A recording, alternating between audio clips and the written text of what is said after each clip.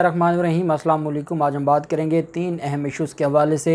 Speaker Asad Qaiser surprise पर surprise दे रहे हैं अपोजिशन को, और ये एक ख़बर चलवाते हैं और कहते हैं कि असद कैसर वज़ीर-ए-आज़म इमरान ख़ान को छोड़ चुका है और असद कैसर इस वजह से 3 अप्रैल के इजलास में नहीं बैठा। असद कैसर भी पीछे नहीं रहे और एक और सरप्राइज़ दे दिया है अपोजिशन को। उसकी तफसील मैं आपके साथ शेयर करूंगा और साथ हम बात करेंगे कि आरिफ अलवी जिस तरीके से सदर पाकिस्तान जिस तेज़ी के साथ अपोजिशन को घेर रहे हैं वो भी बड़ा दिलचस्प है। और आज शहबाज शरीफ अपोजिशन लीडर की तरफ से भी सदर पाकिस्तान को ख़त लिखा गया, वो भी मैं आपके साथ शेयर करूंगा। एक बात बड़ी क्लियर है और वो ये है कि जो वज़ीर-ए-आज़म इमरान ख़ान के बारे में ये समझते थे कि उनको सियासत करना नहीं आती या वो सियासत के दौ पेच नहीं समझते, जिस ज़ुबान में अपोजिशन को वज़ीर-ए-आज़म इमरान ख़ान जवाब दे रहे हैं, ऐसी ज़ुबान में कभी किसी ने इस नून लीग और पाकिस्तान पीपल्स पार्टी को कभी किसी ने जवाब नहीं दिया था। मामला बड़ा दिलचस्प हो गया, उसकी तफसील मैं आपके साथ शेयर करूंगा। पहले तो मैं आपको बताता चलूं कि इलेक्शन कमीशन रोज़ाना की बुनियादों पर यह बात कौम को बता रहा है कि हम इलेक्शन के लिए तैयार हैं और 3 माह में हम इलेक्शन करवाएंगे। और जो लोग ये कह रहे हैं कि हम इन सारी चीज़ों पर और जो ये कहते हैं कि हमने कोई 6 माह का टाइम दिया है, जो कहते हैं कि इलेक्शन कमीशन तैयार नहीं है, वो सारे का सारा झूठ है। इलेक्शन कमीशन ने शाह महमूद कुरैशी, फ़रह हबीब, फवाद चौधरी, शीरी मज़ारी के बयानात पर रद्द-ए-अमल दिया है और उन्होंने कहा है कि हम तो क्योंकि इन्होंने बयान दिया था कि ये इलेक्शन कमीशन की ज़िम्मेदारी है। जब जियो और डॉन की तरफ से ख़बर चलाई गई और कहा गया कि इलेक्शन कमीशन ने कहा हम 6 माह से पहले इलेक्शन नहीं करवा सकते, तो उस पर फिर इलेक्शन कमीशन ने जवाब दिया। और जब वफाकी वज़रा ने उन पर इल्ज़ाम लगाया इलेक्शन कमीशन पर कि आपका ये काम है, आप कैसे कह सकते हैं कि मैं नहीं कर सकता या हमसे नहीं होता, उस पर फिर इलेक्शन कमीशन ने कहा है कि हम आम इंतखाबात कराने की हम सलाहियत रखते हैं। तर्जमान इलेक्शन कमीशन ने कहा है कि अपनी आइनी ज़िम्मेदारियों से हम मुकम्मल वाकिफ़ हैं। फाटा के पी में ज़म होने से कौमी असम्बली की नशस्तें 266 रह गई हैं। कौमी असम्बली की नशस्तें कम होने से नई हल्का बंदियाँ ज़रूरी हैं। 2017 की मरदमशुमारी के बुरी नताइज पर हल्का बंदियाँ शुरू नहीं हो सकती। इलेक्शन कमीशन का कहना है कि मरदमशुमारी के हतमी नताइज के लिए वफाक को मुतअद्दिद खतूत लिख चुके हैं। मरदमशुमारी ताख़ीर से नोटिफाई होने पर हल्का बंदियों का काम शुरू किया गया। काम शुरू होती हुकूमत ने नई मरदमशुमारी का ऐलान कर दिया। नई मरदमशुमारी न होने पर हल्का बंदियों का अमल शुरू नहीं हो सका और इस वजह से हम वर्किंग कर रहे हैं। उन्होंने कहा कि इदारों और शख्सियात को भी अपनी ज़िम्मेदारियाँ बर वक्त पूरी करनी चाहिए। इलेक्शन कमीशन के पास ये सलाहियत है कि वो इलेक्शन करवा सकता है। अब तो मेरे ख्याल में नई हल्का बंदियाँ तो मुश्किल हो जाएंगी, लेकिन ये है कि पुरानी हल्का बंदियों पर 3 माह में, और अब 3 माह क्या, 3 अप्रैल से आज 6 अप्रैल है, तो पहले ही 4 दिन गुजर चुके हैं और 4 दिन कम हो गए हैं, अब 86 दिन पीछे रह गए हैं इलेक्शन में। तो इस वजह से इलेक्शन कमीशन कहता है कि हम तैयार हैं इलेक्शन करवाने के लिए। एक और चीज़, जमात इस्लामी के सरबराह सिराजुल हक ने भी ये बात की है और आज कहा है कि मुल्क में जो सूरत हाल बन गई है, सिवाय नए इलेक्शन के और कोई चारा नहीं है इस बहरान से निकलने का। आप जानते हैं कि अमेरिका की इमारत पर पहले भी 2 ममालिक, श्रीलंका के हालात देख लें, वहाँ पर पार्लियामेंट में जो सदर थे श्रीलंका के, कैसे उनकी नंबर गेम कम की गई और उनकी हुकूमत को गिराने के लिए साजिश की गई। और ये वो ममालिक हैं जिनके बारे में वो डोनाल्ड लू की अपनी स्टेटमेंट है कि वो इन ममालिक को, क्योंकि उन्होंने अमेरिका के हक़ में वोट नहीं दिया था, उसका मज़ा चखाने जा रहे हैं उन हुकूमतों को। तो ये पाकिस्तान का भी ऐसे ही हाल करना चाहते थे, लेकिन ये तो इमरान खान जैसा मजबूत आदमी था जो उनके सामने डट गया और सारी चीज़ें क्लियर हो गई। एक और चीज़ वो ये है कि लाहौर में 15 दिनों के लिए रेंजर्स तलब कर लिए हुकूमत ने और अमनो बदअमनी का ख़तरा है। और जिस तरीके से पंजाब असम्बली के आसपास का एरिया दफ़ा 144 नाफिज कर दिया गया है और 15 दिनों के लिए रेंजर्स को तलब किया है और लाहौर रेंजर्स संभालेगा। और सारी चीज़ों को मद्देनज़र रखते हुए, क्योंकि बहुत सारे खिलाड़ी अब दोबारा सर उठाने लगे हैं और वो जो हमेशा हालात ख़राब करने के माहिर समझे जाते हैं और धरने और एहतजाज की सियासत करके खून खराबा करने की कोशिश करते हैं, वो दोबारा एक्टिव हो रहे हैं। इस वजह से इन सारी चीज़ों को मद्देनज़र रखते हुए 15 दिनों के लिए जो सामने आई है कि रेंजर्स को तलब कर लिया है। शहबाज शरीफ ने जस्टिस गुलजार का नाम बतौर निगरान वज़ीर-ए-आज़म के मुस्तरद कर दिया है और शहबाज शरीफ ने निगरान वज़ीर-ए-आज़म के लिए तजवीज़ करदा नाम मुस्तरद किया है और इस हवाले से सदर मुमलिकत को ख़त लिखा है। शहबाज शरीफ ने वज़ीर-ए-आज़म इमरान खान की जानिब से निगरान वज़ीर-ए-आज़म के लिए जो नाम था उसको भी मुस्तरद किया और कहा कि मामला भी अदालत में है, इसलिए अमल शुरू करने का इख्तियार नहीं है।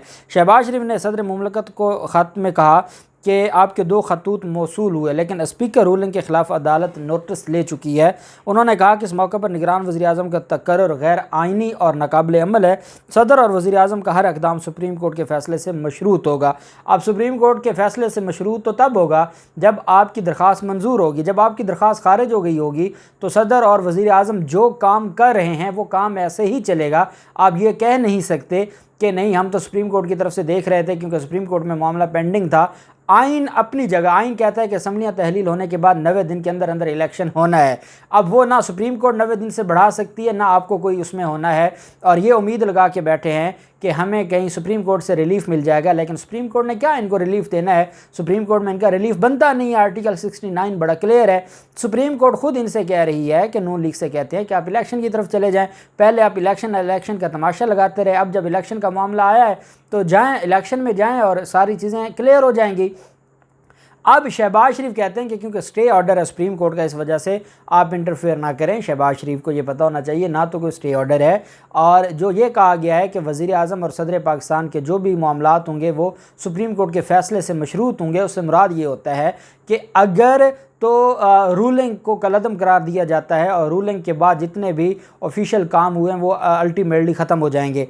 लेकिन अगर रूलिंग को कलअदम नहीं करार दिया जाता और रूलिंग को ये कंसिडर किया जाता है कि वो आइनी है, गैर आइनी नहीं है और उसमें कोई ऐसा गैर आइनी काम नहीं हुआ, तो उसके बाद प्रोसेस तो अपना चलता जा रहा है और वही प्रोसेस है जिसको आगे अडॉप्ट किया जाएगा और फिर अपोजिशन लीडर के हाथ में कुछ नहीं आएगा। क्योंकि इमरान खान बड़ी तेज़ी के साथ इनको साइड पे कर रहे हैं और इनको घेर रहे हैं। यही वजह है कि सदर पाकिस्तान भी डेली बेसिस पर जो कार्रवाई है, जो खतूत हैं वो लिख रहे हैं। और सदर पाकिस्तान ने एक और ख़त लिखा है और ये ख़त लिखा गया इलेक्शन कमीशन ऑफ पाकिस्तान को। सदर पाकिस्तान की तरफ से इलेक्शन कमीशन को कहा गया है कि आप इंतखाबात की तारीख़ मुकर्रर करें। 90 दिन का टाइम होता है, 4 दिन गुजर गए हैं। 90 दिन में आम इंतखाबात की तारीख़ मुकर्रर करने के लिए सदर पाकिस्तान ने ख़त लिख दिया। ऐवान सदर की जानिब से इलेक्शन कमीशन को आम इंतखाबात के इनेकाद से मुतल्लिक़ ख़त लिखा गया, जिसमें इलेक्शन कमीशन को कौमी असम्बली तहलील के 90 दिन में इलेक्शन की तारीख़ का कहा गया। ख़त में कहा गया कि आर्टिकल 48(5)A और आर्टिकल 224(2) के तहत सदर इलेक्शन की तारीख़ मुकर्रर करेंगे। असम्बली की तहलील के 90 दिन के अंदर अंदर इंतखाबात कराना चाहते हैं। ख़त के मुताबिक तारीख़ के ऐलान के लिए इलेक्शन एक्ट 2017 के तहत इलेक्शन कमीशन से मुशावरत ज़रूरी है और इस वजह से आपको ख़त लिख के सदर पाकिस्तान ये समझते हैं कि आप तारीख़ के हवाले से मशवरा दें ताकि सदर पाकिस्तान तारीख़ मुकर्रर करें। अब आप अंदाज़ा लगाएं सदर पाकिस्तान बैठ कर क्या रहे हैं और अपोजिशन को कुछ समझ ही नहीं आ रहा। ये आजकल आपको मौलाना फजल रहमान, बिलावल जरदारी ये जो डायरेक्ट धमकियां देते नज़र आते हैं, उसकी वजह यही है कि ये इनकी सोचने समझने की जो इनके अंदर वो सकत ही नहीं रही। उसकी वजह यह है कि इन्होंने सोचा नहीं था, इनको गुमान भी नहीं था कि वज़ीर आज़म इमरान खान इनके साथ ये करेंगे और इमरान खान इस हद तक चला जाएगा। ये समझते थे कि हमेशा की तरह हम लोटे ख़रीदेंगे और जैसे हमने पहले हुकूमत अपनी मर्ज़ी की बनाई है सारा कुछ चलता रहेगा। इनको पता नहीं था कि ये इमरान खान है और ये आखिरी हद तक जाएगा और उसकी जो आइनी और कानूनी टीम है वो इतनी एक्सपर्ट है कि उसने पंजाब और वफाक में वक्ता डाल दिया है सारी की सारी अपोजिशन को। और यही वजह है कि सदर पाकिस्तान उस टीम की मुशावरत से अपने काम जारी रखा हुआ है। और अब ये सदर पाकिस्तान थे और स्पीकर की तरफ से जो नया इनको झटका दिया है अपोजिशन को, स्पीकर कौमी असम्बली असद कैसर ने वज़ीर आज़म इमरान खान को और शहबाज शरीफ को ख़त लिखकर निगरान वज़ीर आज़म की तैनाती के लिए पार्लिमानी कमेटी अरकान के नाम तलब कर लिए।